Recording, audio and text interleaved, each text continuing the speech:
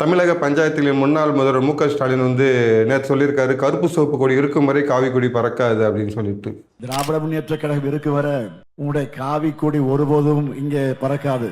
உண்மையிலே அவர் என்ன ஆயிட்டாருன்னே தெரிய மாட்டார். ஒரு வெயில் அலையிறதுல இப்படி ஆயிட்டாரா? ஏன்னா நேற்றோட ஒரு குழந்தை கை கொடுக்குற அந்த குழந்தையும் தள்ளி விட்டு போறாரு. ஒரு மூதாட்டி வயதானவங்க மனு கொடுக்க வர்றாங்க, அவங்க தள்ளி விட்டு போறாரு.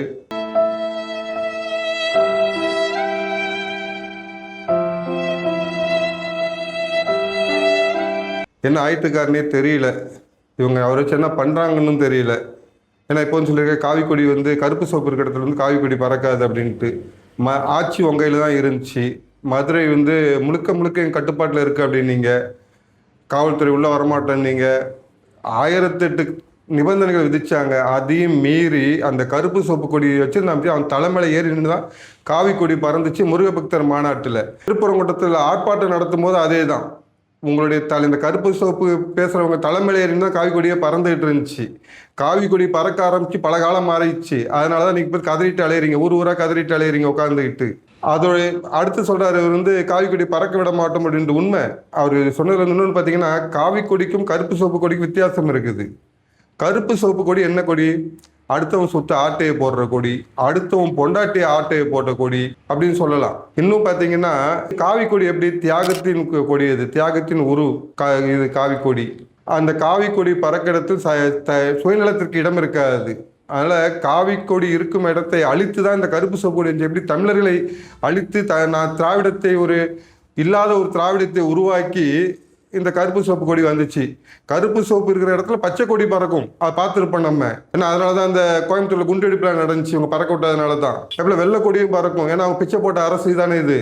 காவி கொடி முழுக்க உள்ள பறக்க ஆரம்பிச்சிச்சு. அதனால இந்த ஆட்சி உனக்கு இதோட முடிய போகுது. திராவிடம் என்ற சொல்லும் இனி இருக்காது.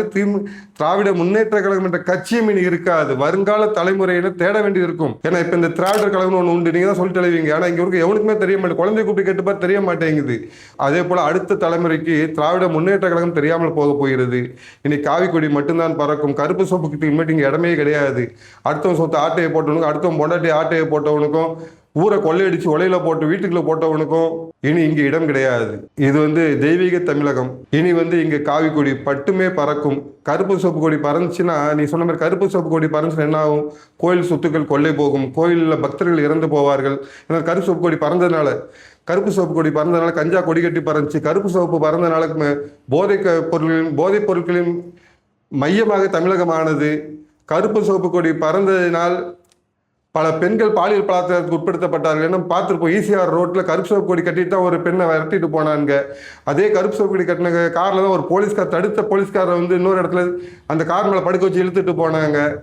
அதனால் இந்த மாதிரி செயல்கள்லாம் கருப்பு சிவப்பு கொடி இருந்தால் அப்போ நடக்கும். ஆனால் இனி காவி கொடி பறக்க ஆரம்பித்து விட்டது. காவி கொடி பறக்கும் காலம் விட்டது. காவி கொடி பறந்து கொண்டிருக்கிறது. இனி இந்த கருப்பு சிவப்பு கொடிக்கு நீங்கள் இடமில்லை. காவி கொடி மட்டுமே பறக்கும். தெய்வீக தமிழகம். இனி ஏப்ரல் 23 தன்மான தமிழர்கள் வாக்களித்த பின் கருப்பு சிவப்பு கொடி இடம் இருக்காது. மே 4 வெறும் காவி கொடி மட்டுமே இந்த தேசத்திலும் சரி தமிழகத்திலும் பறக்கும்.